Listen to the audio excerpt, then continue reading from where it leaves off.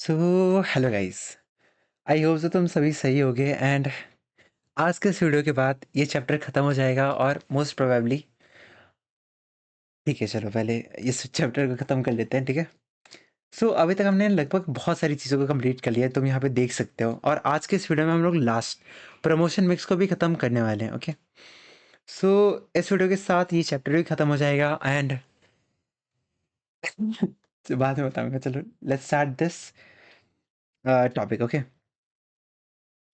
Hold on guys guys guys guys, मैं पुरानी चीज़ें पहले हटा देता हूँ। आई होप सो तुमने हर चीज़ नोट कर रखा होगा लास्ट वीडियो में।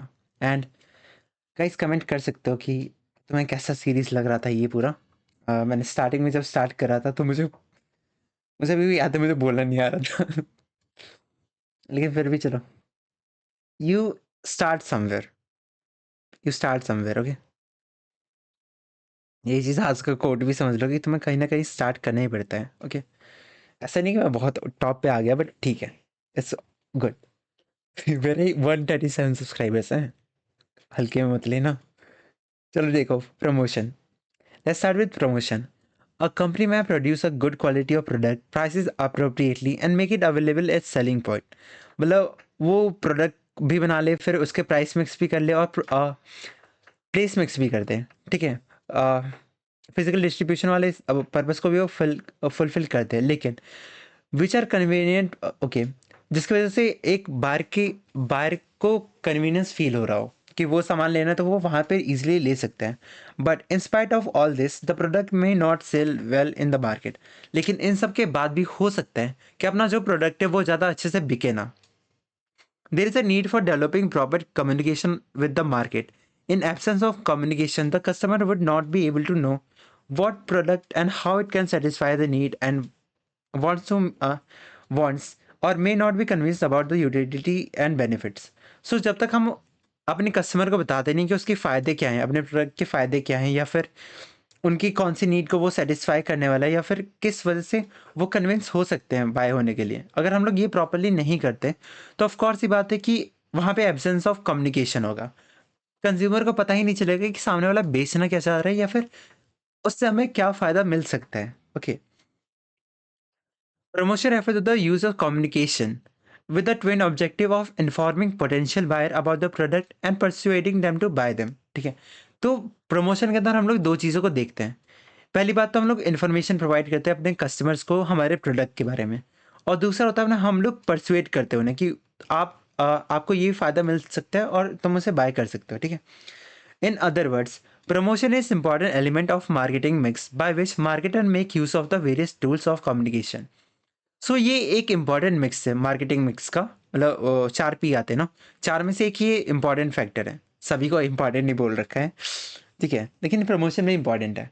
By which marketer make use of various tool of communication, जहाँ पे अपना जो मार्केटर होता है वो बहुत सारे टूल्स को यूज़ करता है कम्युनिकेशन को, चाहे वो डिजिटल मीडिया हो, चाहे वो फिजिकली किसी के पास जाके पर्सनल सेलिंग कर रहा हो या फिर कुछ भी कर रहा हो। तो उसमें बहुत सारे फॉर्म ऑफ कम्युनिकेशन इन्वॉल्व होते हैं to encourage exchange of goods and service in the market. वो ऐसे इसलिए करते हैं ताकि उसके प्रोडक्ट बेच सकें। सो गाइस, एक चीज़ मैं तुम्हें बताता हूँ, ठीक है। मैं अपने प्रोडक्ट के बारे में बताता हूँ कि मैं बिजनेस स्टडीज़ और उससे रिलेटेड क्या मैं सेल कर रहा हूँ, सेल भी क्या कहूँ, मतलब प्रोवाइड कर रहा हूँ, ठीक है, एट वेरी रीजनेबल प्राइस, ठीक है। तो सबसे पहले मैं यहाँ पे प्रोवाइड कर रहा हूँ अपने मॉक लर्निंग को। बीएसटी में मैंने बहुत सारे मॉक्स दिए थे लास्ट ईयर, और उनमें से मैंने जो कुछ भी सीखा है वो चीज़ यहाँ पे मैं तुम्हें प्रोवाइड कर सकता हूँ, ठीक है। प्रॉपर्ली एक्सेस करने के लिए तुम लिंक को क्लिक कर सकते हो, नीचे कमेंट सेक्शन में होगा, ओके। फिर सेकंड, ये इंपॉर्टेंट चीज़ है, इस इस चीज़ के बारे में मैं बहुत बात कर रहा हूँ, डेफिनेशंस का। जहाँ पे चैप्टर का नाम लिखा है, टॉपिक लिखा हुआ है, उसके अलग अलग डेफिनेशन किस बंदे ने दी है वो सब लिखा हुआ है। तो यहाँ से तो मैं ये जब सभी चीज़ें तुम्हारे सामने लिखी होंगी ना, तो तुम याद कर सकते हो। और एक चीज़ यहाँ पे देखो, प्रिंसिपल ऑफ मैनेजमेंट, ये वाला लाइन किसी भी ब्लू बॉक्स में तुम्हें मिलेगा ही नहीं। क्यों? क्योंकि ये इन बिटवीन द टेक्स्ट से मैंने उठाया है, मतलब मैंने पूरा एनसीईआरटी पढ़ा है, और उनमें से कहीं कभी ऐसा होता है ना कि जहाँ पे डेफिनेशन लिखे होते हैं, फिर वहाँ से मैंने उठा के यहाँ पे लिखा है। तो इसमें सिर्फ ब्लू बॉक्स वाली चीज़ें नहीं है, बल्कि वो चीज़ें भी है जो कि एकदम अ, वैसे पॉइंट पे लिखा होता है जो कि नॉर्मली लोग स्किप कर जाते हैं, वो सब भी लिखा हुआ है यहाँ पे। Nature and significance of management की बहुत सारी चीज़ें हैं। मतलब वो हो गया, फिर प्लानिंग की कर लिया, ऑर्गेनाइजिंग, सभी चैप्टर्स के तुम देख सकते हो। यहाँ पे लगभग हर चीज़ है। लगभग क्या मतलब हर चीज़ ही है यहाँ पे, ठीक है?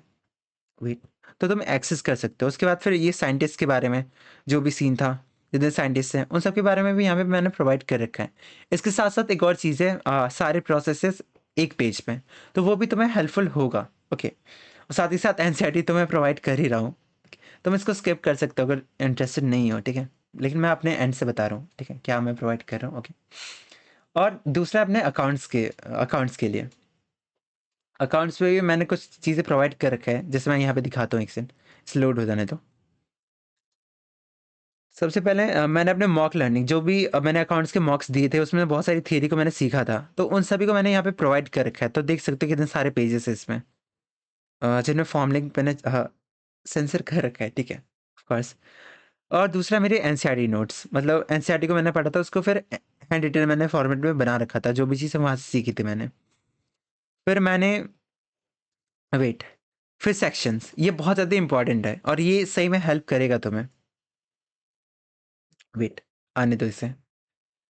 इसमें तुम्हें इंडियन पार्टनरशिप एक्ट के बहुत सारे सेक्शन जो है वो तुम्हें दिख सकते हैं। सेक्शन 4 में क्या है, सेक्शन 30 में क्या है, सेक्शन 31 में क्या है। कंपनीज एक्ट के बारे में भी सेम है और सेम टू सेम हमारा थर्ड बुक के बारे में भी है, ओके।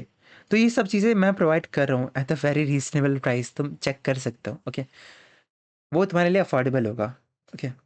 फिर सीक्वेंस बेस्ड क्वेश्चन, ये सीक्वेंस वाले क्वेश्चन भी मैंने प्रोवाइड कर रखा है कि अगर ये क्वेश्चन आता है सीयूटी में, आता है सीक्वेंस से, और ये पूरे एनसीईआरटी के अंदर ढूंढ ढांड के बनाया था, ओके। तो तुम इसको रेफर कर सकते हो अगर तुम्हें लगता है तो कि तुम्हें चाहिए और तुम्हारे पास टाइम कम है इन सब चीज़ों को खुद से बनाने के लिए, तो तुम इन सबको रेफर कर सकते हो। मैंने लिंक प्रोवाइड कर रखा है कमेंट सेक्शन में या फिर डिस्क्रिप्शन में, तो तुम चेकआउट कर सकते हो।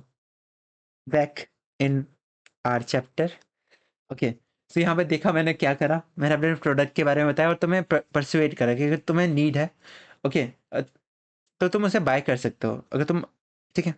ये चीज़ मैंने यहाँ पे कवर करा। देख रहे हो, लाइव एग्जांपल दे रहा हूँ मैं तुम्हें। अब आते हैं हम लोग प्रमोशन मिक्स पे। आखिर ये है क्या?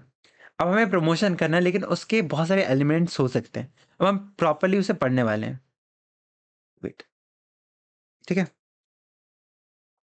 Promotion mix refer to the combination of promotional tools used by an organisation. So promotion mix के अंदर बहुत सारे टूल्स को हम लोग देखते हैं कि अगर किस कॉम्बिनेशन में हम लोग उसे यूज कर रहे हैं, ठीक है? Various role of communication are used by the marketer to inform and persuade customers to buy their firm's product, ठीक है?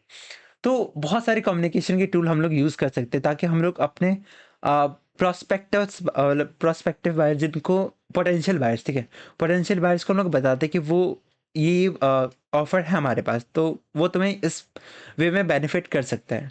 तो फिर वो एट द एंड शायद उन्हें खरीदना होगा तो वो खरीद सकते हैं। उस वजह से एक एग्जांपल हो सकता है अपना एडवर्टाइजमेंट का, पर्सनल सेलिंग का, सेल्स प्रमोशन का और पब्लिसिटी का।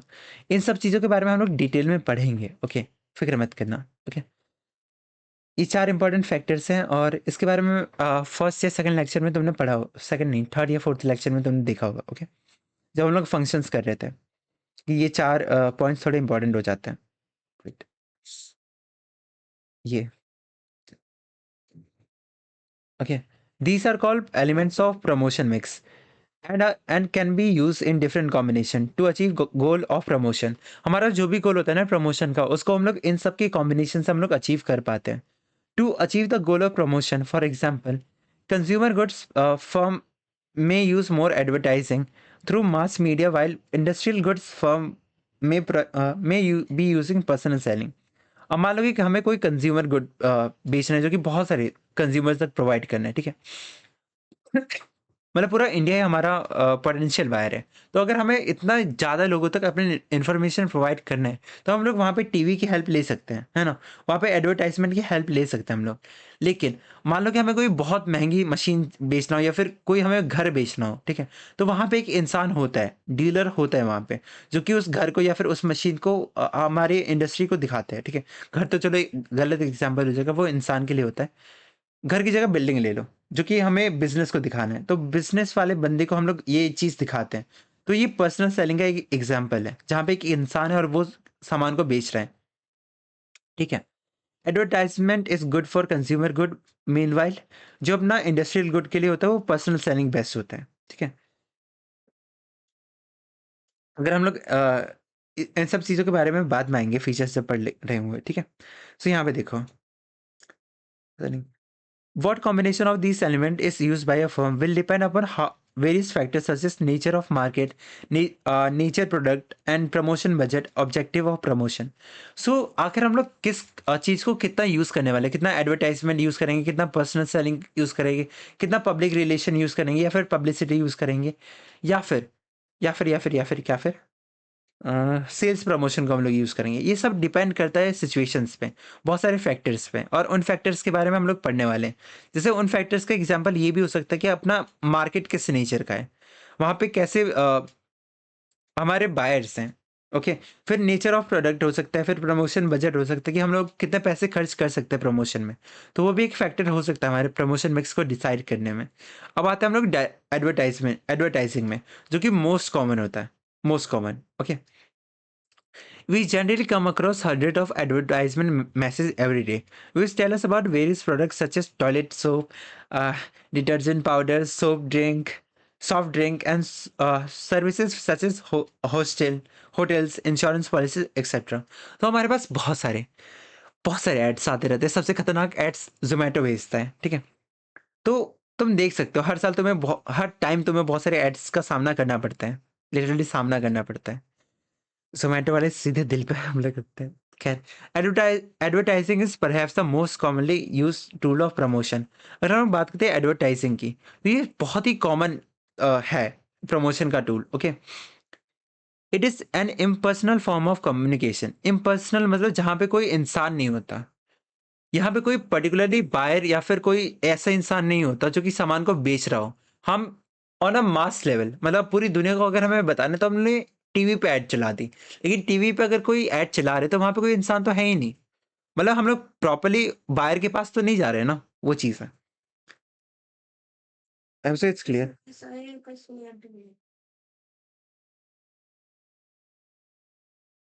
सो चलो हम लोग आगे देखते हैं। सबसे पहले हमने पढ़ा था advertising is perhaps the most common used tool of promotion. जो अपना एडवर्टाइजिंग होता है ना वो सबसे कॉमन है और इन पर्सनल फॉर्म है। वो मैंने अभी एक्सप्लेन कर दिया था कैसे। अब आगे देखते हैं। एक सेकंड।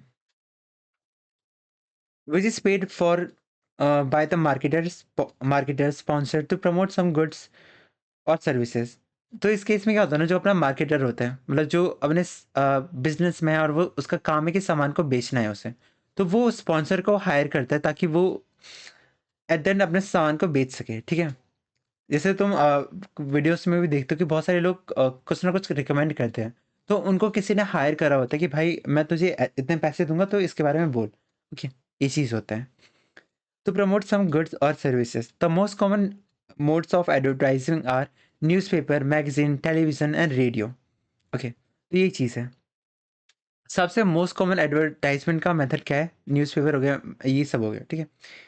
फिर the important 10 distinguishing of advertisement are as follows, okay. अगर हम लोग फीचर्स के बारे में बात करें एडवर्टाइजमेंट की, तो वो सब क्या है? फर्स्ट है अपना पेड फॉर्म। इसमें हम लोग पैसे खर्च करते हैं। पहली बात तो advertisement is a paid form of communication that is sponsor has to bear the cost of communicating with the prospects, ठीक है। तो इस केस में स्पॉन्सर जो भी होता है ना, उनको थोड़ा बहुत बियर करना पड़ता है अपने एंड से। Wait, that is sponsor has to bear the cost of communication with the prospects. So अगर तुम्हें एट द एंड अपने कंज्यूमर तक बात करना है, ठीक है, तो कहीं ना कहीं तुम्हें कुछ ना कुछ खर्च करना पड़ता है। तो यही चीज़ है, चाहे वो स्पॉन्सर को पैसे देने में हो या फिर किसी भी मेथड से हो। फिर अपना इन पर्सनैलिटी, वहाँ पे no direct face to face contact होता है। वहाँ पे कोई भी इंसान किसी और के सामने नहीं होता, वो तुम सिर्फ टीवी है या फिर न्यूज़पेपर है, तो वहाँ पे सिर्फ तुम खुद से देख रहे हो, वहाँ पे इकलौता इंसान है। तो advertisement creates a monologue not a dialogue, ये इंपॉर्टेंट पॉइंट है, ठीक है। ये याद रखना। आइडेंटिफाइड स्पॉन्सर्स, इसमें क्या है? Advertising is undertaken as by some identified individual or company who makes the advertising efforts and also bear the cost of it. तो आइडेंटिफाइड इंडिविजुअल कंपनी। जो एडवर्टाइज़मेंट होता है ना, वो सिर्फ़ कुछ पर्टिकुलर लोग या फिर पर्टिकुलर कंपनी करती है, जिन जो कि उस फ़ील्ड में बहुत ही मास्टर है। उनको पता है कि किस सामान को कैसे बेचना है, कैसे एडवर्टाइज़ करना है, ओके? तो वो लोग उस काम को इफ़ेक्टिवली कर पाती है और इसके बदले उन कंपनीज़ को कुछ ना कुछ उन्हें पैसे देने पड़ते हैं, ओके? ये चीज़ है। Let's start with merit of advertising. आखिर एडवर्टाइजिंग का क्या फ़ायदा होता है?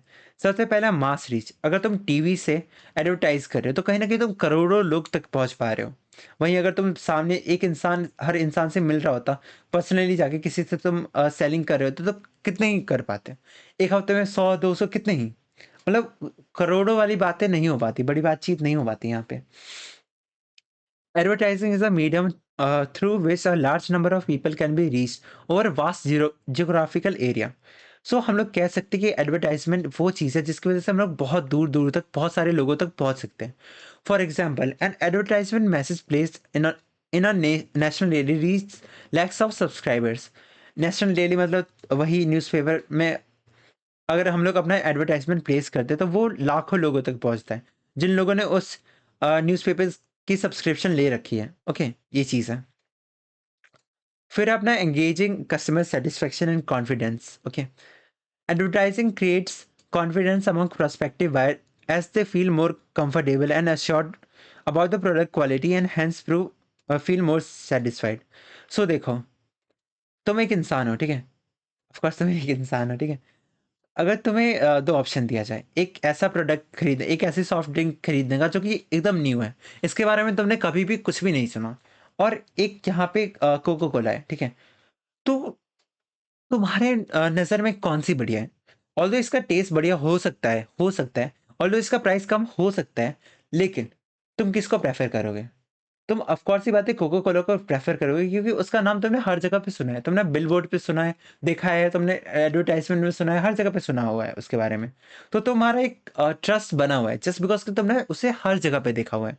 ओके, एक इंसान ने शायद अपनी लाइफ़ में कभी सॉफ्ट ड्रिंक पिया भी ना हो, लेकिन उसके घर में कभी पार्टी होती है ना, तो वो कोका कोला को लेके आता है, क्योंकि उसने सुन रखा है हर जगह पे। हर जगह पे उसने देख रखा है कोका कोला के बारे में। तो वही बात है। फिर एक्सप्रेसिवनेस। With the development in art, computer design, and graphics, advertising has developed into one of the most powerful medium of communication. So, जैसे जैसे हमारे लाइफ में डेवलपमेंट हो रहा है, टेक्नोलॉजी का डेवलपमेंट हो रहा है, तो हम लोग कह सकते हैं कि जो अपना एडवर्टाइजिंग है वो बहुत बड़ा एक मीडियम की तरह हमारे सामने आ रखा है कम्युनिकेशन का। With a special effect that can be created, even simple product and message can be look attractive. हम डिजाइनिंग की हेल्प से हम लोग एक सिंपल से मैसेज को भी बहुत ही ज़्यादा अट्रैक्टिव बना सकते हैं, ओके? एक्सप्रेसिवनेस, क्योंकि हम लोग क्रिएटिविटी दिखा के हम लोग अपनी थॉट्स को प्रॉपरली वहां तक पहुंचा सकते हैं, ओके? फिर हम आते हैं फोर्थ पॉइंट पे, economy. What does it mean by economy? Advertising is very economical mode of communication. अब देखो, what the heck is this? देखो, सबसे पहले अगर तुम किसी इंसान को हायर करते हो तो चलो उसे 25,000 दे रहे हो, ठीक है? 25,000 दे रहे हो ताकि वो सामान को घर जा जाके बेच पाए। लेकिन अगर वहीं पे तुम टीवी पे अपनी एड्स चला रहे हो, ठीक है? टीवी पे अपनी एड्स चला रहे हो, तो उसके लिए तुम्हें करोड़ों रुपए देने पड़ते हैं। मान लो 50 लाख, चलो 50 लाख ले लेते हैं, 50 लाख देने पड़ते हैं। इन सब के बाद भी हम लोग कह रहे हैं कि ये चीप है। कैसे? यहाँ पे तो साफ-साफ डिफरेंस दिख रहा है ना कि यहाँ पे 25 लाख है, यहाँ पे सिर्फ 25,000 है और यहाँ पे 50 लाख है। इतना बड़ा डिफरेंस है। लेकिन एक बात समझो, अगर हम इसका आउटपुट देखें तो मान लो कि ये सिर्फ 250 लोगों तक अपनी बात पहुँचा पाते हैं। तो कहीं न कहीं पर यूनिट, पर इंसान के लिए इसको हम कितना पैसा दे रहे हैं? अब तुम डिवाइड कर लो, ठीक है? 2500 तो इससे होता है, फिर 25,000 किससे होगा? 100। हर इंसान के लिए हम लोग 100 रुपए दे रहे हैं, ठीक है? ये हुआ। लेकिन यहाँ पे देखो, हम लोग 50 लाख दे तो रहे हैं, लेकिन उससे हम लोग करोड़ों लोगों तक पहुँच पा रहे हैं। मान लो कि हम लोग 20 करोड़ लोगों तक भी पहुँच पा रहे हैं ना, तो वो बहुत बड़ी बात हो जाती है। ये 50 लाख बहुत ही कम रेट में आ जाता है, 100 की जगह पे मान लो कि 1-2 ऐसे रुपीस में आ जाते हैं पर पर्सन। तो इसलिए हम लोग कहते हैं कि ये चीप है, पर यूनिट कॉस्ट बहुत ही कम हो जाता है, ओके? आई होप सो तुम्हें समझ में आया होगा, ओके? तुम्हें कहीं पे भी डाउट होता है तुम कमेंट में पूछ सकते हो, okay? Because of its wide reach, the overall cost of advertising gets spread over numerous communicator link established. सो वही बात है कि एक तो कंज्यूमर्स के बीच में वो डिस्ट्रीब्यूट हो जाते हैं, साथ ही साथ हम जिन-जिन चैनल्स पे देखिए overall cost of advertising can spread और न्यूमरस कम्युनिकेशन लिंक एस्टैब्लिश। सो वही बात है, कम्युनिकेशन लिंक एस्टैब्लिश मतलब हमारे अल्टीमेटली कंज्यूमर्स उनके बीच में बढ़ जाता है, क्योंकि हम लोग 50 लाख से करोड़ों लोगों तक पहुँच पा रहे हैं। As a result per unit cost of reach is low. Okay, ठीक है। समझ रहे होगे, ठीक है? ईज़ी है। आगे देखते हैं। कहीं पे भी तुम्हें डाउट लगता है तो तुम पूछ सकते हो, ओके? फिर हम देखते हैं ऑब्जेक्टिव ऑफ एडवर्टाइजिंग का। दो advertising is one of the most frequently use medium of promotion of goods and services. हम लोग ऑफनली देखते हैं कि हम लोग बहुत सारे चैनल्स होते हैं, उसमें बहुत सारे एडवर्टाइजमेंट चलते रहते हैं। हमारे यूट्यूब में भी एड्स चलती रहती हैं। Okay, it attracts lot of criticism. Okay, अगर हम लोग किसी भी चीज़ को देखें, उसके दो साइड्स होते हैं, एक पॉजिटिव और एक नेगेटिव। कुछ लोग पॉजिटिव साइड को फोकस करते हैं, कुछ लोग नेगेटिव साइड को फोकस करते हैं, और नेगेटिव वाले कौन होते हैं? क्रिटिक्स होते हैं। Okay, the opponents of the advertising say that expenditure on the advertising is a social waste as it adds to the cost, multiplying the need of people, multiple needs of the people and undermines social values. सो जो critics होते हैं ना, जो इस चीज़ को negative way में लेके जाते हैं, जिनको जिनको लगता है कि अगर हम लोग प्रमोशन को एडवर्टाइजिंग को यूज़ करें तो ये गलत है, तो वो लोग कहते हैं कि ये फालतू का वेस्ट है, हम लोग बेमतलब का पैसे हम लोग खर्च कर रहे हैं एडवर्टाइजमेंट में। ओके, वहीं पे वहीं पे द प्रोपोनेंट्स, प्रोपोनेंट्स कौन होते हैं? जो कि सपोर्ट करते हैं एडवर्टाइजमेंट को, ठीक है? ये रेड और ग्रीन से तुम समझ सकते हो कौन क्या है। Okay, however argues that advertising is very useful as it reaches increase the reach, bring pay unit as it increase the reach। सबसे पहली बात कि हमारा रीच बढ़ जाता है, हम लोग बहुत सारे लोगों तक पहुंच पाते हैं। Bring per unit cost of the production down and add to the growth of economy. इसका कॉस्ट जो होता है ना, अगर हम लोग सिर्फ एडवर्टाइजमेंट से एक इंसान तक पहुंच पाते तो हमें 50 लाख बियर करना पड़ता, उसका कोई रिजल्ट नहीं मिलता। लेकिन क्योंकि हम करोड़ों लोगों तक पहुंच पा रहे तो वो प्राइस हमारा 1-2 रुपए पर पर्सन चला जाता है, ठीक है? तो वो हमारे लिए बहुत ही ज़्यादा इकोनॉमिकल हो जाते हैं, इसलिए। ओके, हाउएवर एक्शन ये हुआ down at the growth of economy, और कहीं ना कहीं अगर हम लोग लोगों तक हमारी बातें पहुंच पा रही है और वो लोग खरीद रहे हैं, तो कहीं ना कहीं हमारा इकोनॉमी भी बढ़ रहा है। It is therefore important to examine the major critics against advertising and see the extent of which they are true. अब हम यहाँ पे पढ़ने वाले कि जो ये क्रिटिक्स बोलते रहते हैं कि एडवर्टाइजमेंट बुरा है, बुरा है, बुरा है, तो हम एक एक पॉइंट को यहाँ पे उठाने वाले हैं कि वो लोग किस पॉइंट पे बुरा कहते हैं, और फिर हम समझे कि क्या सही में उनकी बात वैलिड है, क्या सही में एडवर्टाइजमेंट बुरा है। ओके, तो ये चीज़ है यहाँ पे। So be ready with your coffee and देखते रहो। So first point, the opponents of advertising argues that advertising unnecessarily add to the cost of product, which is ultimately passed on to buyer in form of high prices. So यहाँ पे कह रहा है एक इंसान जो अपना प्रोपोनेंट है, ठीक है? मतलब ओपोनेंट है, ठीक है? वो बंदा कह रहा है कि जो एडवर्टाइजमेंट का खर्चा होता है ना, एडवर्टाइजमेंट का जो भी खर्चा होता है वो हमारे बायर्स के ऊपर चला जाता है। एक तो एडवर्टाइजमेंट के ऊपर बहुत ज़्यादा खर्चा करो, और वो खर्चा कौन पे करता है? अपना बायर करता है बेचारा। ये ओपोनेंट्स कहते हैं, ठीक है? Okay, an advertisement on TV for a few second for example cost marketers several lakhs of rupees. अगर हम लोग टीवी पे सिर्फ कुछ सेकंड की एड्स लगाते हैं ना, उसमें लाखों रुपए खर्च हो जाते हैं। Similarly an advertisement in print media से न्यूज़पेपर और magazine cost the marketer a large amount of money. Same newspaper या फिर मैगजीन में भी अगर हमें प्रमोट करना है तो वहाँ पे भी पैसे लगते हैं बहुत ज़्यादा। The money spent adds to the cost, which is important factor in fixation of price of product। अब क्योंकि हम लोग यहाँ पे खर्च कर रहे हैं, हम लोग टीवी पे एड्स चला रहे हैं, हम लोग न्यूज़पेपर में एड्स हम लोग डाल रहे हैं, तो कहीं ना कहीं ये सभी हमारे कॉस्ट को बढ़ा रहे हैं, हमारे कॉस्ट को बढ़ा रहे हैं। ऊपर हमने प्राइस फिक्सेशन वाले टॉपिक पे हमने पढ़ा था कि अगर हम लोग प्राइस को फिक्स करते हैं, उसमें एक कॉस्ट होता है हमारा मार्केटिंग वाला, कि हम लोग मार्केटिंग में कितना पैसा खर्च कर रहे हैं। अब यहाँ पे ओपोनेंट्स का कहना है क्योंकि हम लोग मार्केटिंग में ज़्यादा पैसे खर्च कर रहे हैं, तो इसका मतलब कि हमारा प्राइस भी बढ़ेगा, ठीक है? और प्राइस बढ़ेगा तो कहीं ना कहीं बायर इफेक्ट होगा। ये है ओपोनेंट्स की पूरी बात। ओके, आई होप सो उनका पीओवी तुम्हें समझ में आया। अब आगे देखते हैं। ट्रू। सबसे पहली बात है कि उन्होंने जो कहा ठीक है, एक हद तक सही है उनकी बात। एडवर्टाइज़मेंट इज़ अ एक second. Advertisement of a product cost a lot of money. सही बात है कि अगर हम लोग कुछ एडवर्टाइज़ कर रहे हैं उसमें लाखों रुपए लगते हैं।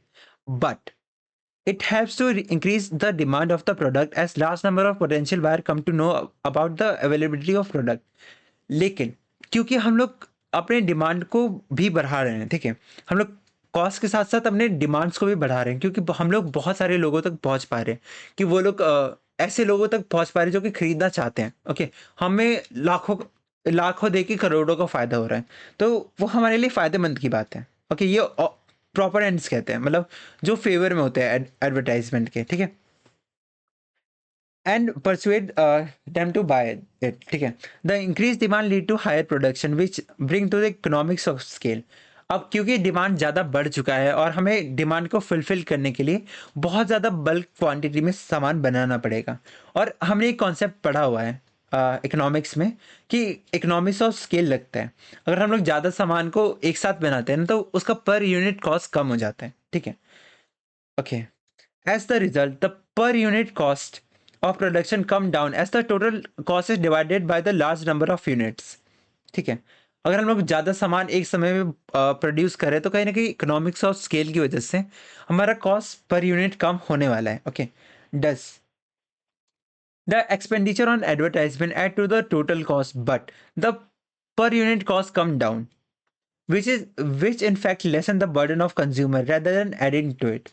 सो अल्टीमेटली जो अपने प्रोपोनेंट्स हैं, जो कि इसके फेवर में होते हैं, वो कहते हैं ना कि चलो ठीक है, मान लें कि कॉस्ट लगता है, खर्च करते हैं, लेकिन उसका फ़ायदा भी है। अगर हम लोग खर्च करें तो लोगों को पता लग रहा है हमारे प्रोडक्ट्स के बारे में। जब ज़्यादा लोगों को पता लग रहा है तो ज़्यादा लोग हमें ऑर्डर भी प्लेस कर रहे हैं। और जब हमारे पास ज़्यादा लोग ऑर्डर प्लेस कर रहे हैं तो हमें ज़्यादा सामान एक साथ बनाना पड़ता है।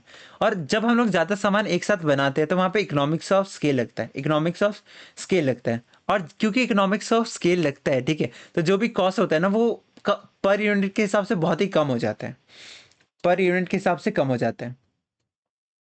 ओके, सो ये चीज़ था यहाँ पे। तो इन शॉर्ट यहाँ पे प्रोपोनेंट्स ने इसकी बात को अवॉइड कर दिया, मतलब काट दिया यहाँ पे। मतलब ओपोनेंट्स ने जो भी कहा था वो बस एज अ हेटर बन के कहा था।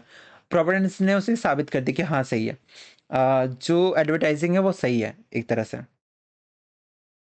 फिर आते हैं हम लोग सेकंड पॉइंट पे, undermine social values. Another important criticism of advertising is that undermine social values as promote materialism। Okay, अब समझो, अब ओपोनेंट्स क्या कह रहे हैं। अगर हम लोग कुछ भी एडवर्टाइज कर रहे हैं, ठीक है, एडवर्टाइज कर रहे हैं, तो हम कुछ भी बेच रहे हैं। हमारे पास जो प्रोडक्ट आया हमने उसकी एडवर्टाइजमेंट किया और उसको हम लोग बेच रहे हैं, इरिस्पेक्टिव ऑफ द फैक्ट कि हम चेक भी नहीं कर रहे कि आखिर वो प्रोडक्ट कितना हार्मफुल है सोसाइटी के लिए या फिर क्या है उसके साथ। ओके, तो इसको हम लोग चेक भी नहीं कर रहे, सिर्फ डायरेक्टली बेच रहे हैं सिर्फ अपने फायदे के लिए, ऐसा ओपोनेंट्स कह रहे हैं। ओके, समझो इस बात को। वेट, ठीक है। अ, ये प्रमोट करता है मटेरियलिज्म को। ये प्रोपोनेंट्स कह रहे हैं, इसलिए रेड में मार्क कर रहा हूँ। It breeds with discontent among people as they come to know the new product and feel dissatisfied with their present state of affairs.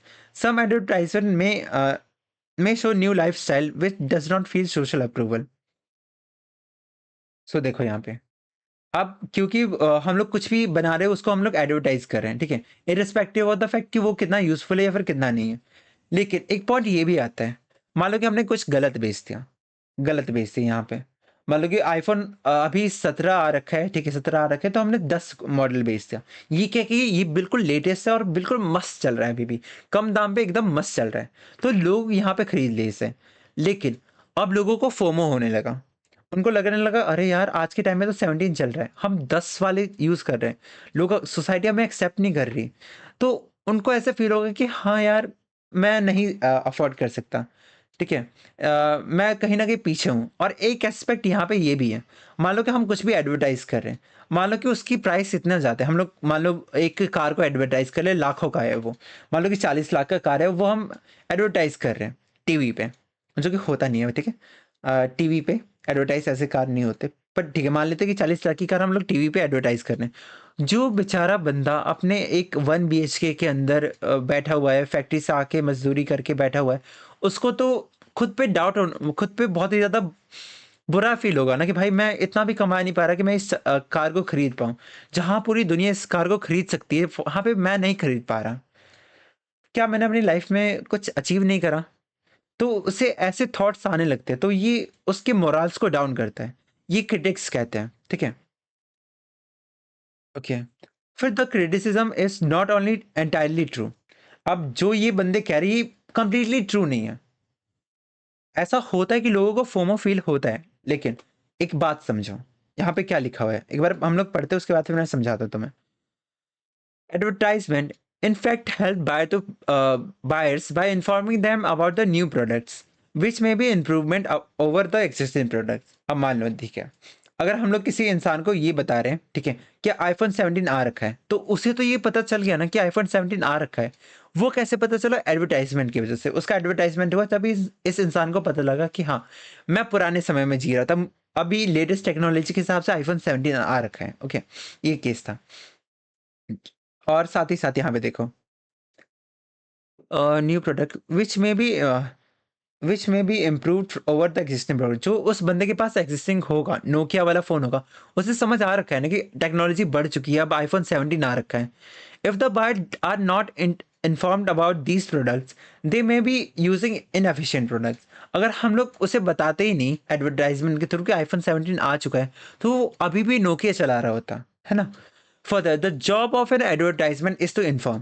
The final choice to buy or not is anyway rest to the buyer. हमारा सिर्फ काम है कि हमने बता दिया कि iPhone 17 वहाँ पे आ रखा है, 17 आ रखा है, वो इतने रुपए का है, और बस। अब ये बायर का डिसीजन है कि वो इसे खरीदता है या फिर नहीं खरीदता। ये कम्प्लीटली बायर का डिसीजन है। ओके।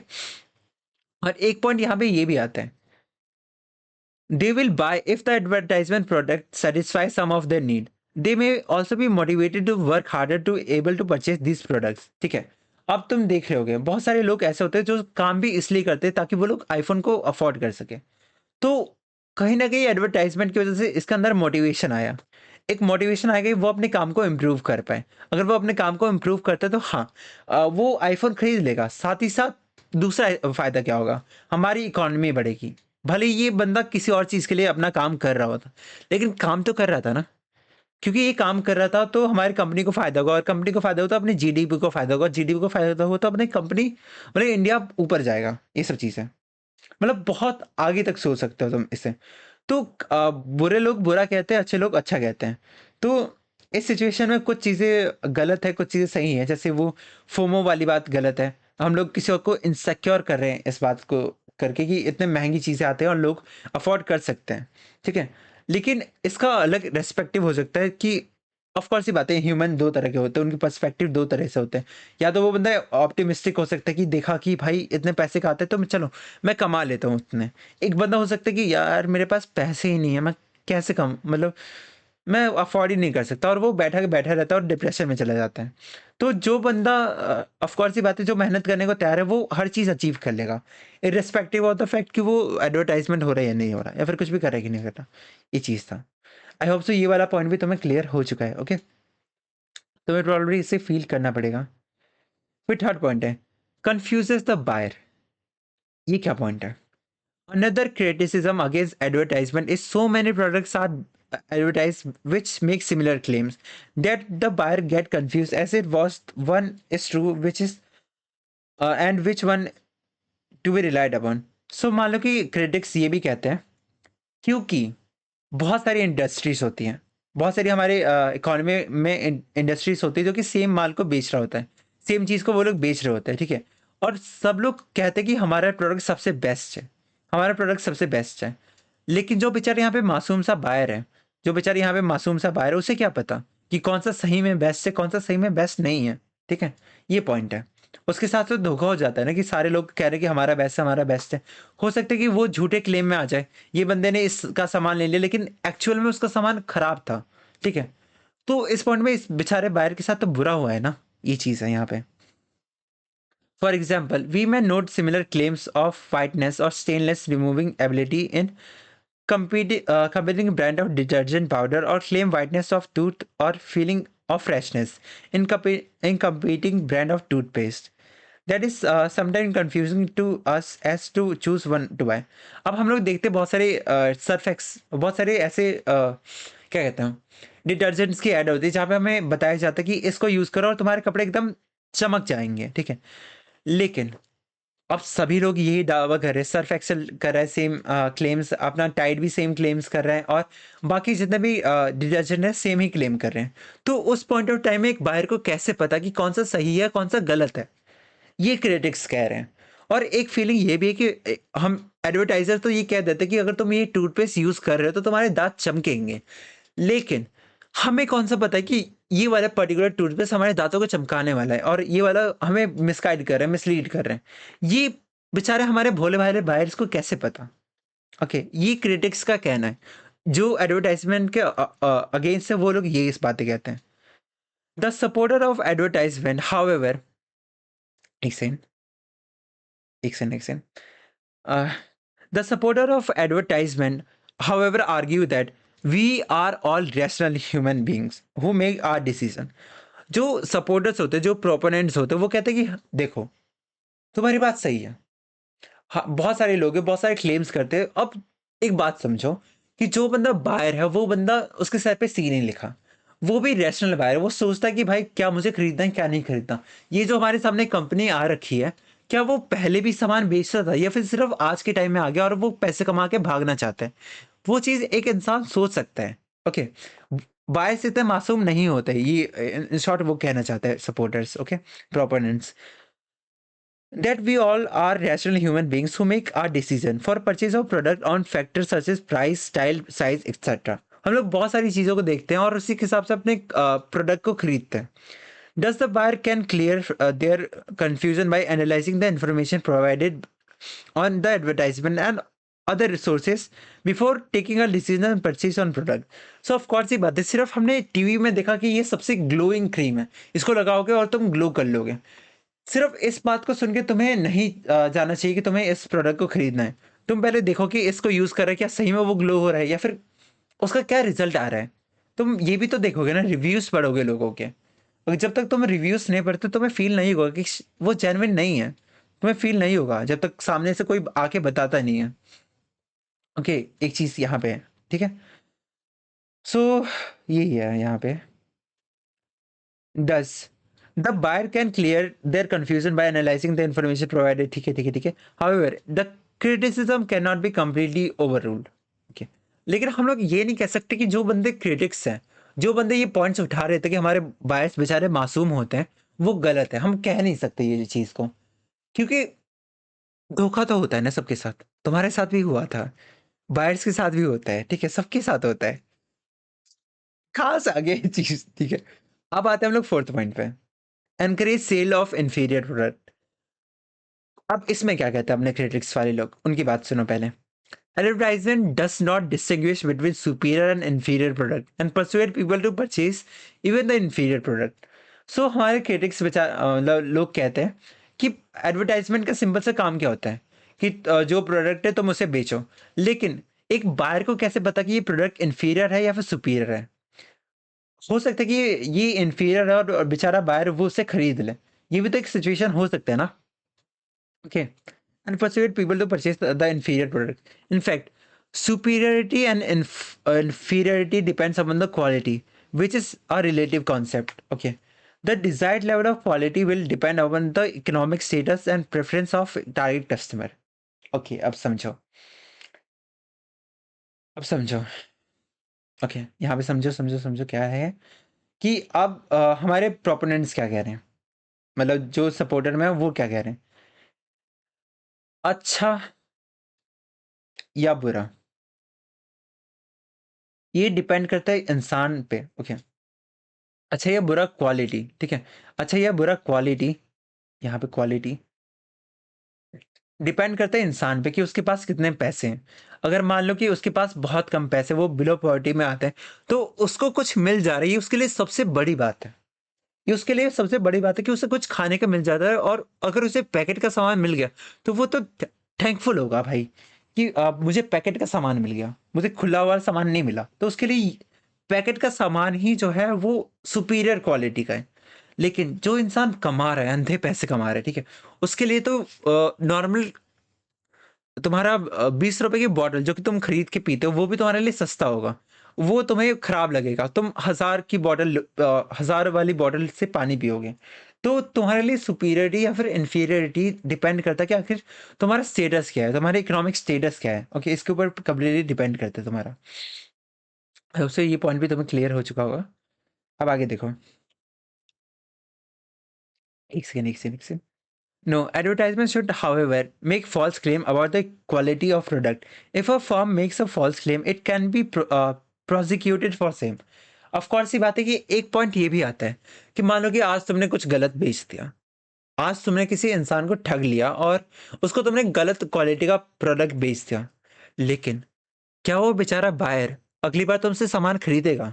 नहीं। क्या वो अपने साथियों को या फिर कोई और इंसान को जो कि सेम कैटेगरी, मान लो तुम्हारे साथ टीवी खरीदने में धोखा हो गया। तुमने कहीं से टीवी खरीदना था, तुमने खरीदा और तुम्हारे साथ धोखा हो गया, ठीक है? तो फिर क्या तुम इन फ्यूचर अपने साथियों को जिनको टीवी खरीदना हुआ, क्या तुम सजेस्ट करोगे कि वो उस कंपनी में जाके खरीदें? नहीं। तो तुम्हारे वर्ड ऑफ माउथ की वजह से उस कंपनी का रेपुटेशन गिर रहा है, उसका गुडविल गिर रहा है और इन फ्यूचर वो कंपनी स्टैंड नहीं कर पाएगा। अगर तुम किसी के साथ बुरा करते हो तो कर्मा विल हिट। कर्मा तुम्हारे पास आएगा और तुम्हारी अच्छे से मारेगा। ये चीज़ याद रख। ओके। मैं कुछ ज़्यादा अनफ़िल्टर्ड हो रहा हूँ क्या इस वाले वीडियो में? सो यही चीज़ था अपना। ओके। सो बेसिकली अब आगे देखते हैं। ओके। आई होप सो इतना तुम्हें क्लियर है। अब हम लोग आते हैं पर्सनल सेलिंग पे। हमने एडवर्टाइज़मेंट को कंप्लीट कर लिया। अब हम लोग आते हैं पर्सनल सेलिंग पे। लेट मी चेक कितना रिकॉर्डिंग हो गया, मतलब कितने मिनट्स का? 41। ठीक है। एक बार पर्सनल सेलिंग को करते हैं, उसके बाद फिर आगे के 2 पॉइंट्स मैं नेक्स्ट वीडियो में कवर कर दूँगा, ठीक है? फिर हम लोग आते हैं पर्सनल सेलिंग पे। Personal selling improve oral representation of message in form of conversation with one और more prospective customer. So personal selling का सिंपल सा मतलब होता है कि एक इंसान है और वो एक या फिर दो, एक से ज़्यादा इंसानों के साथ एक टाइम पे बात कर रहा है। या तो वो डायरेक्टली एक इंसान से बात कर सकते हैं या फिर हो सकता है यहाँ पे ग्रुप आ रखे हैं।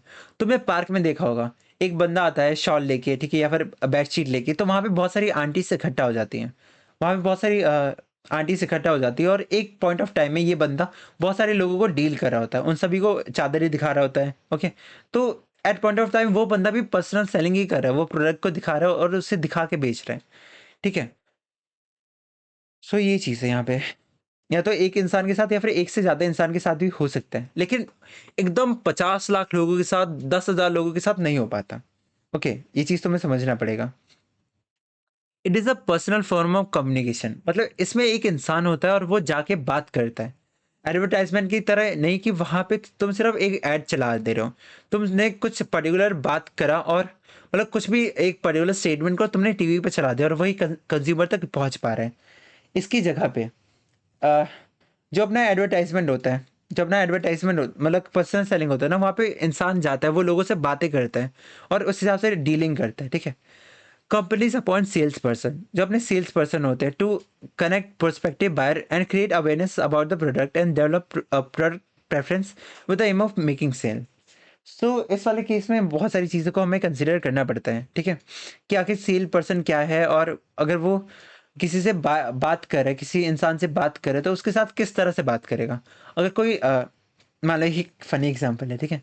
अगर कोई सेल्स पर्सन है यहाँ पे, ओके, उसको डील करना हो 2 इंसान से, एक है अपना फीमेल और एक है अपना मेल, ठीक है? अगर उसे सामान बेचना हो, वो सामान उसे मिला था ₹500 का, ठीक है? लेकिन अगर उसे लड़की को बेचना होगा, वो 2000 बताएगा। क्यों? क्योंकि उसे पता है ये कॉस्ट कम कर करके वो 400 पे लेके आ जाएँगी, ठीक है? समझ रहे हो? तो उसका यहाँ पे घाटा ही होगा। मतलब मान लो कि 600 तक लेके आएँगे, 600 तक डील फाइनल होगी, तो उन्हें पता है, यहाँ पे उनका 100 का फ़ायदा हो गया। अगर बात करते हैं बॉयज़ की, तो वो डायरेक्टली 600 बोल देंगे, ठीक है? बॉयज़ जाते हैं, वो नेगोशिएट नहीं करते, वो बस करते हैं, भाई कितने का है? वो बोलता है 600 का है, ये ले 600, मैंने खरीद लिया, बस बात खत्म। ऑल्दो तुम्हें नेगोशिएशन स्किल्स सीखना चाहिए। बंदा फिर मान लो कि 600 की जगह 650 बेच रहा है, तो तुम उस 50 को कैंसल करा दोगे। वो 600 पे ले लोगे। एट देन सेम ही प्रॉफिट मिल रहा है लोगों को। तो इस केस में अपना जो सेल्स पर्सन है वो डिसाइड कर रहा है किसके साथ कैसे बात करना है और कैसे डीलिंग करना है। ओके, जस्ट 1 सेकंड मैं लैपटॉप में चार्ज लगा लेता हूँ। सो यहाँ पे देखो, ओके, वेट 1 सेकंड। सो यहाँ पे देखो क्या हम लोग कर रहे थे कवर। ठीक है, पर्सनल फ़ोन कि भाई वो बंदा जाते लोगों के हिसाब से बात करता है, ठीक है? And create awareness about the product and develop a product preference with the aim of making sale. वो हर बात इस तरह से मोल्ड करता है ताकि वो उसका प्रोडक्ट बेच पाए। ये चादरें बहुत ही ज़्यादा स्पेशल है, एकदम मुगलों के टाइम से आ रखी है और तब आपको लगेगा कि हाँ, ठीक है, ये प्रोडक्ट हम खरीद सकते हैं, ठीक है? वो बंदा बहुत ज़्यादा ही स्पेशल होता है सेल्स करने में। अब हम देखते हैं फीचर्स ऑफ पर्सनल सेलिंग। इसमें फीचर क्या होता है? फर्स्ट है अपना personal form. It is a person selling and direct face to face dialogue. इसमें डायलॉग्स होते हैं। मोनोलॉग का मतलब क्या होता है कि तुम सिर्फ एक तरफ से बात कर रहे हो। एक सेकंड। मोनोलॉग का मतलब क्या होता है कि तुम सिर्फ एक एंड से बात कर रहे हो, लेकिन डायलॉग का मतलब है कि तुम किसी से बात करो, वो भी रिप्लाई कर रहा है, फिर उसके अकॉर्डिंग तुम और बातें कर रहे हो, फिर वो बंदा रिप्लाई कर रहा है, मतलब कॉन्वर्सेशन होता है वहाँ पे डायलॉग वाले केस में। एडवर्टाइजमेंट के अंदर मोनोलॉग चलता है। और ये याद रखना सारे पॉइंट्स को, okay? Dialogue take place that involves our interactive relationship between seller and buyer. Okay, ये केस होता है। इंटरेक्टिव रिलेशनशिप बनता रहता है वहाँ पे। फिर हम देखते हैं डेवलपमेंट ऑफ रिलेशनशिप। अगर मान लो एक सेल्समैन आता है तुम्हारे एरिया में और अगर उससे तुम्हारी अच्छी खासी बन जाती है, ठीक है? तो कहीं न कहीं इन फ्यूचर भी अगर हमारी आंटीज़ को चादरें लेनी हुई, तो वो इसी इंसान से लेंगी। क्योंकि इसके साथ एक बॉन्ड बन चुका है कि ये बंदा आता है, हँसता है, खेलता है और हमें फ्री मतलब आराम से चादरें दिखाता है, कोई नखरे नहीं करता। तो एक जेन्युइन इंसान वाली फीलिंग आती है उस इंसान के साथ। तो एक रिलेशनशिप बिल्ड हो जाता है वहाँ पे। ओके, ये चीज़ है। Personal selling allows a salesperson to develop personal relationship with the prospective customer, which may become important in our making sales। अगर हम लोग इंसानों के साथ बॉन्ड बना लेते हैं, ठीक है? जैसे अभी देखो, तुम कभी मार्केट में जाते हो, तुम कभी मार्केट में जाते हो, मान लो तुम पनीर खरीदने गए, वहाँ पे एक भैया हैं, ठीक है? जिनसे तुम एक बार पनीर खरीद रहे हो, उनसे थोड़ी बहुत बात होगी, ठीक है? इन फ्यूचर कभी तुम उस मार्केट में आते हो, तो तुम्हें कभी भी पनीर लेना हुआ ना, तुम ढूँढ के इन्हीं भैया के पास आओगे।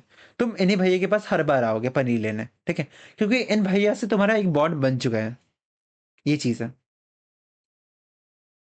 Let's talk about merits of personal selling. Okay, flexibility के बारे में पहले बात करते हैं। There is lot of flexibility in personal selling. The sales of presentation can be adjusted to lift the specific need uh, of the individual customer. अब पहला जो इंसान सेल्स पर्सन है वो कंटिन्यूअसली फीडबैक लेता रहता है कि अगर मैं कुछ बोल रहा हूँ तो उसका रिजल्ट सामने से क्या आ रहा है। अगर मैं प्रोडक्ट को इतने का बता रहा हूँ सामने से क्या रिजल्ट आ रहा है, क्या वो बहुत ज़्यादा ही कम पैसे देना चाहती है, उस हिसाब से तुम अपने बातों को मोल्ड कर सकते हो कि ये स्पेशल वहाँ से आए, ये वहाँ से आए, इसलिए इसके प्राइसेस बहुत ज़्यादा है, इतना तो मैं कम नहीं कर सकता, ये सब बात है, ठीक है? मतलब एक फ्लेक्सिबिलिटी हो जाती है तुम्हारे पास क्या कि तुम्हें बोलना क्या है। वहीं अगर हम लोग बात करते हैं एडवर्टाइजमेंट की, तो जो तुमने लिख के दे दिया, वो फाइनल है। अब तुम कंज़्यूमर के हिसाब से अपनी बातों को चेंज नहीं कर सकते वहाँ पे, यही पॉइंट है यहाँ पे। फिर अपना डायरेक्ट फीडबैक।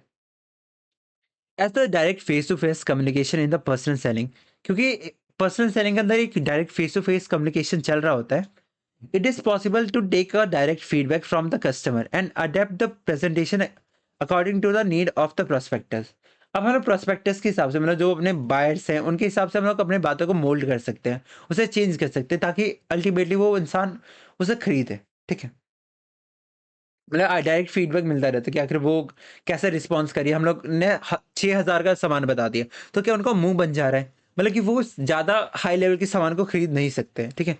तो उसके हिसाब से तुम मोल्ड करो कि 6,000 का नॉर्मली सीजन में बिकता है इस टाइम में, इस टाइम में मैं आपको 2,000 में प्रोवाइड कर दूंगा। उसके बाद फिर जो आंटी लोग होंगी वो बहुत ही ज़्यादा खुश होंगी, फिर वो उस प्राइस को और कम करने लगेंगे और एट देन 600 पे लेके आ जाएंगे, ठीक है? 6,000 वाली चीज़ तुम 600 में बेच रहे हो। ओके, ये चीज़ है। अब आगे देखा। आई होप सो तुम्हें सब चीज़ समझ में आ रहा है एंड कुछ भी डाउट होता है तो तुम कमेंट में पूछ सकते हो, okay? I will answer.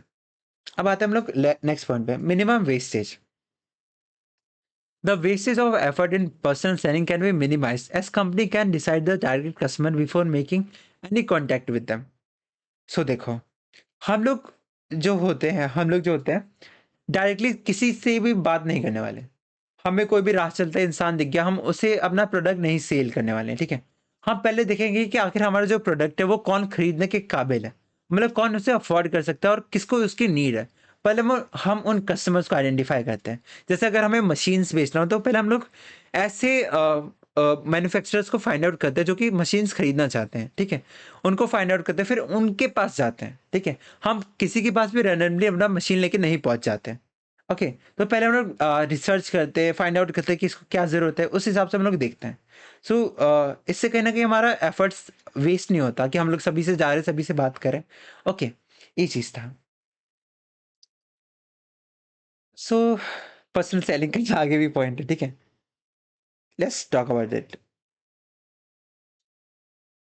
Personal selling के बहुत सारे इम्पोर्टेंस होते हैं। Okay, from the view point of business, from the view point of customer, from the view point of किसका? सोसाइटी, ये चीज़ है। अब देखते हैं इसके बारे में क्या है। Personal selling is powerful tool for creating demand of a firm's product and increase their sales. Personal selling की वजह से हम लोग सेल्स को इंक्रीज कर पाते हैं और एक डायरेक्ट कॉन्टैक्ट भी बना पाते हैं। The importance of personal selling to a business organisation में डिस्क्राइब एज फॉलोज। अब अगर हम लोग बिजनेस के पीओवी से देखें तो पर्सनल सेलिंग का क्या रोल हो सकता है? सबसे पहली बात कि वो एक इफेक्टिव प्रमोशनल टूल है, मतलब कि हम लोग उससे सेल्स को कन्वर्ट कर सकते हैं। ओके, हो सकता है कि हमने एडवर्टाइजमेंट से हमने करोड़ों लोगों तक पहुंच गए, करोड़ों लोगों तक हमारा मैसेज पहुंच गया, लेकिन उनमें से सिर्फ इतने ही लोग हमारे पास आए। लेकिन वहीं पे अगर हम देखते हैं पर्सनल सेलिंग में, अगर वहीं पे हम लोग देखते हैं पर्सनल सेलिंग को, हमने भले ही सिर्फ इतने लोगों से बात करी, लेकिन इतने सारे लोग हमारे कस्टमर बन गए। तो ये फ़ायदा होता है अपना पर्सनल सेलिंग का, क्योंकि वहाँ पे हम लोग अपनी बातों को मोल्ड करते हैं और सामने वाले के हिसाब से हम लोग सामान को बेचते हैं। ओके, आई होप सो तुम्हें क्लियर होगा। ओके, फिर आगे देखते हैं। फिर ये अपना फ्लेक्सिबल टूल है। Personal selling is more flexible than other tools of promotion such as advertising and sales promotion. आगे हम सेल्स प्रमोशन के बारे में भी पढ़ेंगे, तो सिंपली समझ सकते हैं डिस्काउंट के बारे में, ठीक है? अगर मान लो कि हमने सेल डिस्काउंट दे रखा है किसी को जो कि सेल्स प्रमोशन में आते हैं, ओके? अगर हमने किसी को पर्टिकुलर अमाउंट ऑफ डिस्काउंट दे रखा है तो वो फिक्स्ड है। वो उस इंसान के लिए भी फिक्स है जो कि हाई लेवल एकदम मैक्सिमम लेवल का अमाउंट कमा रहा है, और वो अमाउंट उस लिए इंसान के लिए भी फिक्स है जो कि एकदम गरीब है। तो गरीब तो उसे अफोर्ड नहीं कर पाएगा ना, और अमीर के लिए वो फ़र्क ही नहीं पड़ता। तो अमीर के साथ हम लोग ज़्यादा मतलब कम डिस्काउंट में डील कर सकते हैं। वहीं पे गरीबों के साथ अगर गरीब सॉरी मैं गलत वर्ड यूज़ कर रहा हूँ, बट अगर कोई इंसान इकोनॉमिकली वीक है, ठीक है? इकोनॉमिकली वीक है, उसके पास इतने ज़्यादा पैसे नहीं हैं, तो उस इंसान के साथ हम लोग ज़्यादा डिस्काउंट देके बात कर सकते हैं। हम लोग कह सकते हैं 50% ऑफ है, तुम्हारे लिए 50% ऑफ है, तुम खरीद लो इसे सिर्फ। तो उस हिसाब से हम लोग अपनी बातों को मोल्ड कर सकते हैं। एट देन हमें सिर्फ अपनी बातों को मोल्ड करना है, ठीक है? फिर यहाँ पे देखो, it helps business person in adopting their offer and varying purchase situation. वही बात है जो मैंने अभी एक्सप्लेन करा। Minimises wastage of effort. Okay, वही बात है। Compare to other tools of promotion the possibility of wastage of effort in person selling is minimum. अगर हम लोग किसी भी चीज़ के बारे में बात करते हैं, पीआर की बात कर लेते हैं, या फिर मतलब पीआर मतलब पब्लिक रिलेशन, या फिर एडवर्टाइजिंग, या फिर सेल्स प्रमोशन, इन सब चीज़ों के बारे में बात करते हैं, तो वहाँ पे चांसेस होते हैं कि हमारा जो भी पैसा लगा है वो वेस्ट हो जाएगा, ठीक है? ये चांसेस होता है वहाँ पे। लेकिन पर्सनल सेलिंग के अंदर सबसे कम ऐसा रिस्क होता है वहाँ पे। Okay, the help this help the business person in bringing economic in their efforts. सो ये हेल्प करता है कि हम लोग अगर पैसे खर्च करें तो उसका आउटकम भी मिले हमें। ओके, इकोनॉमिक्स हमें पता चल मतलब फील हो वहाँ पे। फिर अपना कंज्यूमर का अटेंशन। अगर हम लोग सामान को सामने जाके बेच रहे हैं तो कहीं ना कहीं कंज्यूमर का अटेंशन मिल रहा है। अगर मान लो टीवी पे हम लोग एडवर्टाइजमेंट कर रहे हैं, अगर सामने वालों को पसंद नहीं आया तो हमने चेंज कर लिया चैनल, है ना? और काफ़ी लोग तो चैनल को चेंज चेंज ही कर देते हैं जब एडवर्टाइज़मेंट आता है। तो बात वहाँ तक पहुँच ही नहीं पाई तुम्हारी, तो क्या फ़ायदा होगा उसका? Okay. There is an opportunity to detect the loss of communication attention and interest in personal selling situation. This help business person in successful completion of their sale. तो ये हेल्प करता है अल्टीमेटली कि तुम अगर किसी के साथ कनेक्शन बना पा रहे हो, उसके साथ उसका अटेंशन होल्ड कर पा रहे हो, तो कहीं न कहीं तुम अपने सामान को उसको बेच सकते हो। ये चीज़ है। फिर lasting relationship. Person it is not relatable with you guys, ठीक है? आगे देखो, ठीक है। Personal selling helps to improve lasting relationship with the sales person and customer. अगर एक इंसान फेस टू फेस जाके सामान बेचता है तो एक बॉन्ड बन जाते हैं। वही पनीर वाले भैया का एग्जांपल ले लो, ठीक है। Which is very important for achieving the objective of business. Objective of business क्या होता है कि सामान को बेचो, प्रॉफिट कमाओ, ये सब करो, ठीक है। तो अगर तुम्हारे एक इंसान के साथ बॉन्ड बन चुका है तो तुम उस इंसान को इन फ्यूचर भी कोई सामान मतलब प्रोडक्ट लॉन्च करते हो तो तुम उस प्रोडक्ट को भी इंसान को बेच सकते हो। ओके, ये चीज़ है अगर तुम्हारा बॉन्ड बना हुआ है तो।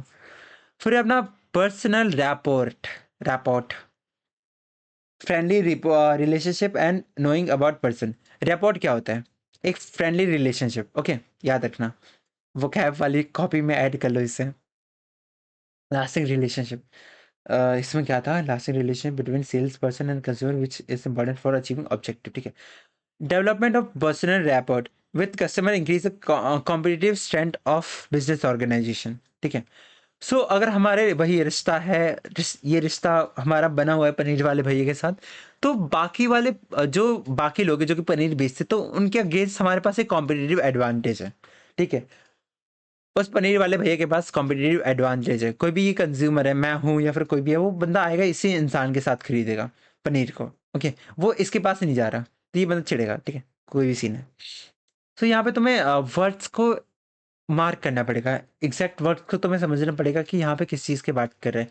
यहाँ पे बात कर रहे हैं अपने अचीविंग ऑब्जेक्टिव ऑफ बिजनेस की, यहाँ पे बात कर रहे हैं कॉम्पिटिटिव स्ट्रेंथ की। तो फिर अगर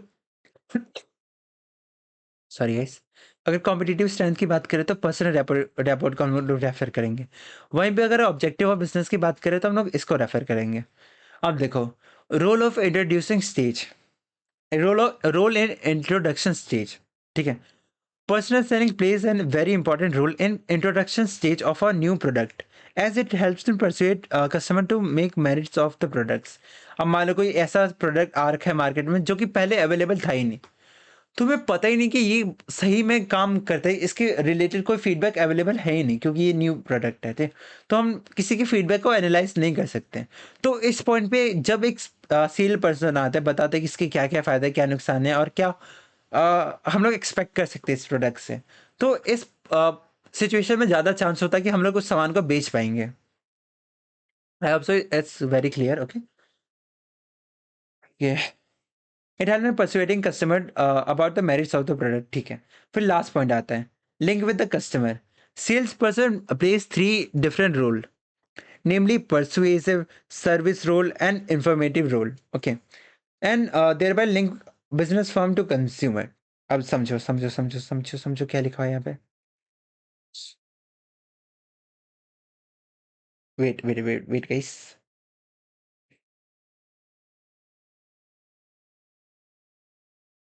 वेट वेट वेट, इसे डिलीट कर देता मैं। सो यहाँ पे देखो, यहाँ पे अपना बिजनेस है, यहाँ पे अपना बिजनेस है, यहाँ पे अपना कंज्यूमर है, कंज्यूमर है। बिजनेस ने हायर करा एक इंसान को जो कि सेल्स करेगा, ठीक है। वो एक तरह से लिंक की तरह काम करता है, बिजनेस वाली बात को कंज्यूमर तक पहुंचाता है और कंज्यूमर के फीडबैक्स को बिजनेस तक पहुंचाता है, ठीक है। तो पहला है अपना परसुएसिव रोल, बिजनेस की स्टैंड, बिजनेस को रिप्रेजेंट करते हुए परसुएड करेगा कंज्यूमर को कि तुम ये सामान खरीद लो खरीद लो। फिर सर्विस रोल, उसको हमने पैसे दे रखा है तो वो अपने सर्विस कर रहा है, ये बात हो गया। फिर इंफॉर्मेटिव रोल कि वो हमें फीडबैक्स प्रोवाइड कर रहे हैं कि आखिर क्या फीडबैक है हमारे प्रोडक्ट का। तो ये तीनों चीज़ें हमें सर्व करता है। आई होप से ये क्लियर हो गया तीनों पॉइंट्स का। परसुएसिव कि वो बिजनेस का बिजनेस की तरह रिप्रेजेंट करता है कंज्यूमर के सामने और सामान को बेचता है। और वहीं पे इंफॉर्मेटिव रोल है कि वो फीडबैक्स को प्रोवाइड करता है दोबारा अपने बिजनेस के पास, और सर्विस का हमने मतलब बिजनेस से उसे पैसे दे रखे हैं तो वो अपना काम कर रहे हैं। ये तीन चीज़ें। सो आई होप सो। सो इसमें क्वेश्चन कैसे आ सकते हैं, which of the following is not the importance of person selling with respect to businessman. ऐसा क्वेश्चन आ सकती है, या फिर इन डिटेल पूछ सकता है कि आखिर ये पर्टिकुलर पॉइंट किस चीज़ से रिलेट करता है। तो ऐसा तुम्हें वर्ड टू वर्ड थोड़ा बहुत याद रखना पड़ेगा या फिर फैमिलियर होना पड़ेगा कि आखिर ये एग्जाम्पल परसुएसिव सर्विस रोल किसके साथ है। लिंक विद कस्टमर वाले एग्जाम्पल के साथ है। ओके, फिर हम लोग आते हैं अगले पॉइंट पे, importance to the consumer. Again, अगर तुम नोट से नहीं खरीदे तो इसे प्लीज़ अपने कॉपी में मार्क कर लेना, बहुत इंपॉर्टेंट है। ओके, फिर आगे importance of consumer. This role of person selling becomes more important for the illiterate rural customer who do not have many other means of getting product information। तो यहाँ पे थोड़ा सा बायसनेस दिख रहा है एनसीईआरटी में। गंदे लोग, वो लोग कह रहे हैं रूरल लोगों के पास इलिटरेट होते हैं, मतलब वो लोग ऐसा कुछ कह रहे हैं वो लोग।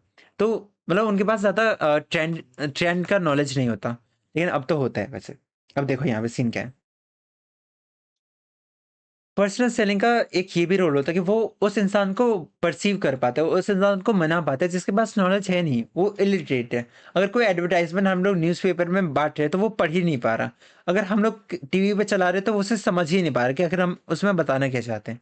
तो उस सिचुएशन में एक ऐसा इंसान उस बायर के पास जाता है, ठीक है? वो बायर है ये और हमारा ये एजेंट है, सेल्समैन है। ये बंदा इसके पास जाता है, फिर ये बंदा प्रॉपर्ली इस इंसान के लैंग्वेज के हिसाब से इसको समझाता है। इसकी लैंग्वेज के हिसाब से, ताकि वो बंदा समझ पाए कि हम लोग बेच क्या रहे हैं, और उस हिसाब से वो बंदा कहीं न कहीं हमारे सामान को खरीद पाता है। चांसेस बढ़ जाते हैं ना कि तुम्हें पता लग गया कि आखिर प्रोडक्ट है क्या। पहले तो तुम्हें पता ही नहीं था कि सामने वाला बेच क्या रहा है। Okay. The customers are benefited by person selling in the following ways. So first point है हेल्प इन आइडेंटिफाइंग नीड। सबसे पहले अगर पर्सनल सेलिंग, अगर सेल्समैन को देखते हैं तो वो लोगों के पास जाता है, लोगों के नीड्स को भी समझता है। भले वो सामान बेचने के लिए गया था, लेकिन उसने देखा कि यहाँ पे इसकी ज़रूरत है ही नहीं, ठीक है? तो वहाँ पे वो अंदर जाता है और वहाँ के फीडबैक्स को भी वो कैप्चर करता है। ये चीज़ है यहाँ पे, needed someone and knowing how these can best B satisfied. और फिर वो इस सब का पूरा अकाउंट बनाता है कि इस नीड को हम लोग सैटिस्फाई कैसे कर सकते हैं। फिर सेकंड पॉइंट है latest market information. Customer get latest market information regarding price changes, product availability, shortage and new product information। यार मतलब जो भी कुछ इन्फॉर्मेशन होता है ना, ये जो सेल्स पर्सन है वो डायरेक्टली इस इंसान को बता पाता है कि आखिर इसका प्राइस ये है, बाहर इतने इतने प्राइसेस का मिल रहा है, लेकिन हम आपको इस प्राइस पे प्रोवाइड कर रहे हैं। तो चांसेस है कि वो बंदा खरीद लेगा, ठीक है? फिर थर्ड पॉइंट देखो, मतलब कंज्यूमर को लगेगा कि हाँ, मुझे पता चल तो रहा है, सामने वाला मेरे लिए हेल्पफुल है। अब यहाँ पे कंज्यूमर हो तुम और उस हिसाब से तुम इस चीज़ को समझ रहे हो। पहला पॉइंट था हेल्प इन आइडेंटिफाइंग नीड, कि मुझे पता चल गया कि हाँ, अरे मुझे मेरी नीड है क्या? वो बंदा आया मुझे बताया कि मेरे घर में टॉयलेट नहीं है, ठीक है? वो बंदा आके मुझे बता रहा है कि मेरे घर में इस चीज़ की रिक्वायरमेंट है। तो मुझे अब तो पता चल गया ना कि मेरे घर के अंदर इस चीज़ की कमी थी, मुझे इस चीज़ को लगाना पड़ेगा। तो एक हमारी नीड भी सामने आती है। पहले हम लोग जिस सोसाइटी में रह रहे थे या फिर जिस एनवायरनमेंट में रह रहे थे, वहाँ पे ज़रूरत नहीं थी उस चीज़ की। लेकिन कोई बाहर से इंसान आते, सेल्समैन आते, वो हमें बताते कि उसकी ज़रूरत क्या है। तो हमें लगता है कि हाँ, ये बंदा सही है, ये हमारी ज़रूरतों को देख रहा है और हम लोग सामान को खरीद लेते हैं। सेकंड है कि वो हमें बताता है कि आखिर आज के टाइम में क्या प्राइस है, क्या अवेलेबिलिटी है, ये सब चीज़ों को हम लोग देखते हैं। ओके, सो आगे देखो, ठीक है? आई होप सो इतना तुम्हें क्लियर हो चुका है। अब आगे देखते हैं हम लोग। Expert advice. अब हमें एक एक्सपर्ट की एडवाइस मिल रही है हमें, ठीक है? ऐसा नहीं है कि कोई भी बंदा आ रहा है और वो कुछ भी बन के हमें एडवाइस दे रहा है। एक एक्सपर्ट है हमारे सामने और वो हमें एडवाइस दे रहा है, ठीक है? मतलब वो सेल्समैन कहीं न कहीं अपने फील्ड में एक्सपर्ट है, वो प्रोडक्ट के बारे में ज़्यादा जानता है और उस हिसाब से वो एडवाइस दे रहा है हमें। एक बार रीड कर लेना, ठीक है? फिर fourth point, induce customer. Personal selling induce customer to purchase new products that satisfy their need in a better way and thereby help to improve the standard of living. So जो बंदा sales person हमारे सामने आया था उसने हमें needs के बारे में बताया और वो बंदा परसुएड भी कर रहा है कि हम वो चीज़ को खरीदें ताकि हमारे इस पर्टिकुलर नीड को वो सेटिस्फाई करे, हमारा वो इम्पोर्टेंस फुलफिल हो पाए, ठीक है? ये चीज़ है। फिर हम देखते हैं इम्पोर्टेंस टू सोसाइटी। आखिर इसका सोसाइटी पे क्या इम्पैक्ट पड़ता है पर्सनल सेलिंग का। Personal selling plays a very productive role in the economic progress of a society. ठीक है? The more specific benefit of personal selling of a society are as follow. हम पढ़ते हैं इसके बारे में एग्जैक्ट क्या है। फर्स्ट है अपना कन्वर्ट लेटेस्ट डिमांड। ये हेल्प करता है कि आज के टाइम में जो भी डिमांड है, सोसाइटी में जो भी डिमांड चल रही है, उसको हम लोग केटर कर पाए, उसको हम लोग आइडेंटिफाई कर पाए, उसको हम लोग फुलफिल कर पाए। एक बार देखो, person selling convert latest demand into effective demand. जो भी आज की डिमांड में चल रहा था उसको वो लोग आइडेंटिफाई करते हैं और उसे इफेक्टिव डिमांड में बनाते हैं। अब इस चीज़ को समझो, इफेक्टिव डिमांड क्या होता है? एक ऐसा डिमांड जो कि सही में एक्चुअल है, जो कि सही में कंसिडरेबल है कि इस डिमांड के अगेंस्ट में लोग मुझे पैसे देने को तैयार है, ठीक है? एक तो होता है लोग बस सोच रहे होते हैं कि हमारे पास ये नीड है, हमारी ये वांट है और इससे ज़्यादा से हमें हमारे पास ये होना चाहिए। लेकिन जब इसके साथ विलिंगनेस टू पे आ जाता है कि हम लोग इसके लिए पे भी करने को तैयार है, तो वो अपना इफेक्टिव डिमांड बन जाता है। ओके, इकोनॉमिक्स वाले ज़्यादा समझ रहे होंगे इस चीज़ को। ओके, आगे देखो। Person selling converts latest demand into effective demand. It is दो It is through this cycle that economic activities in the society is fostered, leading to more jobs, more income, and more products and services. तो ये सब तभी possible इस person selling की वजह से बहुत सारी चीज़ों को हम लोग कर पाते हैं। अगर इफेक्टिव डिमांड बनता है तो कहीं ना कहीं जॉब्स भी बनेंगे, क्योंकि हमें उस डिमांड को मीट करना है, हमें प्रोडक्शन इंक्रीज करना है, तो कहीं ना कहीं हमें ज़रूरत पड़ेगी एम्प्लॉयमेंट की कि हम लोग लोगों को प्रोवाइड करें जॉब्स, लोग हमें मतलब हम लोगों को हायर करें। More income and more product and services, ये सब चीज़ें। Okay, this is how economic growth is influence by personal selling. और इसी तरह से पर्सनल सेलिंग की वजह से इकोनॉमिक्स ग्रोथ हो पाती है। देखो कितनी छोटी सी बात थी कि एक इंसान गया और लोगों को बता रहा है कि आखिर उनकी नीड क्या है और क्या क्या चीज़ें चाहिए, ठीक है। लेकिन उससे अल्टीमेटली जीडीपी को इफेक्ट पड़ रहा है कि एम्प्लॉयमेंट बढ़ रहा है, उसके बाद फिर जीडीपी बढ़ रहा है। तो इतना डीप तक बातें थी यहाँ पे। फिर सेकंड पॉइंट है अपना employment opportunities. Personal selling offer greater income and employment opportunities to the unemployed youth. So देखो, अब यहाँ पे मान लो कि एक बंदा अनएम्प्लॉयड है। ओके, अनएम्प्लॉयड है, वो घर में पड़ा रहता है, वहाँ पे एक कंपनी आती है और उसे हायर कर लेती है एज अ सेल्समैन। अब बताओ, सेल्समैन को हायर करना ये अपने आप में ही एक बेनिफिट है पर्सनल सेलिंग का। ओके, जिसमें उस बेचारे अनएम्प्लॉयमेंट इंसान को पैसे मिल रहे हैं, इनकम मिल रही है। और ठीक है, ये चीज़ है। फिर आता है अपना third point, career opportunities. Personal selling provide attractive career with great opportunities for advancement in job satisfaction as well as security, respect, variety of interest, variety interest, independence to young man and women. So वही बात है कि यहाँ पे आप अच्छी अच्छी बढ़ाइयाँ कर रहे हैं कि भाई अगर तुम इस जॉब को ले लेते हो तो तुम्हारे पास जॉब सेटिस्फैक्शन होगा, तुम्हारे पास रिस्पेक्ट होगी, तुम्हारे पास वैरायटी होगी, तुम्हारे पास इंडिपेंडेंस होगा कि जब तुम्हें चाहिए तुम कहीं पे भी घूम सकते हो सेलिंग के बहाने, या फिर तुम जब चाहो उस जॉब को क्विट कर सकते हो, तुम्हारे पास इनफ फ्रीडम होगी। ओके, तो ये तुम्हें बता रहे हैं। फिर अपना है fourth point, mobility of sales people. This is a greater degree of mobility in sales people which promotes travel and tourism in the country. अब देखो, अगर हमें सेल्स को प्रमोट करने दिल्ली से चेन्नई जाना है, ठीक है, तो कहीं ना कहीं टूरिज्म इंडस्ट्री इंप्रूव हो रही है। अगर हम लोग जाते तो होटल में रहेंगे, अगर हम जाते तो एयरप्लेन को यूज़ करेंगे, अगर हम रहते तो टैक्सी को, मतलब टैक्सी को घूमने के लिए यूज़ करेंगे। तो इतनी सारी चीज़ों को हम लोग यूज़ कर रहे हैं, तो कहीं ना कहीं इकोनॉमी ग्रो करेगी। ओके, अगेन बहुत सारे पॉइंट्स सिमिलर लग सकते हैं, बस तुम्हें वर्ड टू वर्ड को कैच करना है कि ये वर्ड इस वाले पॉइंट में लिखा हुआ है तो इसी से रिलेट करना है मुझे, ठीक है। Fifth point, product standardization. Personal selling increase product standardization and uniformity in consumption pattern in the diverse society. So जो अगर कोई इंसान जाता है और लोगों को बताता है कि हमारे पास ये प्रोडक्ट्स है और सोसाइटी में मतलब हर लोग इसको इस दाम पे बेच रहा है और इस दाम पे हम बेच रहे हैं, तो लोगों को ये फील होगा कि हाँ, पूरे सोसाइटी में सिर्फ यही सारे प्रोडक्ट्स हैं और इसी को लोग बेचे जा रहे हैं। ओके, तो सिर्फ availability of thing is limited to this area, तो लोगों को लगेगा कि हाँ, मुझे भी यहीं पे रहना है। ओके, और क्योंकि लोग सभी यहीं पे रहने के लिए तैयार हो जाते हैं, तो कंपनी यूनिफॉर्मिटी की तरफ जा सकती है। कंपनी सिर्फ एक समान बनाए और स्टैंडर्डाइजेशन को फॉलो करे, और सोसाइटी भी उसी स्टैंडर्ड को फॉलो करती हैं। जैसे तुम देख रहे होगे तो सभी के घर में फूलों वाली चादरें होती हैं, तो इसका एक बहुत तगड़ा एग्जाम्पल है।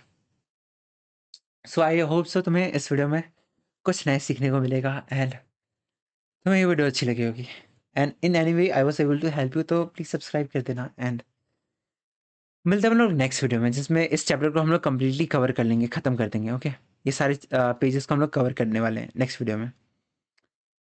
सो मिलते हैं नेक्स्ट वीडियो में। Till then take care and sayonara. अपना ध्यान रखो, ठीक है, सबसे मेन ध्यान रखो। और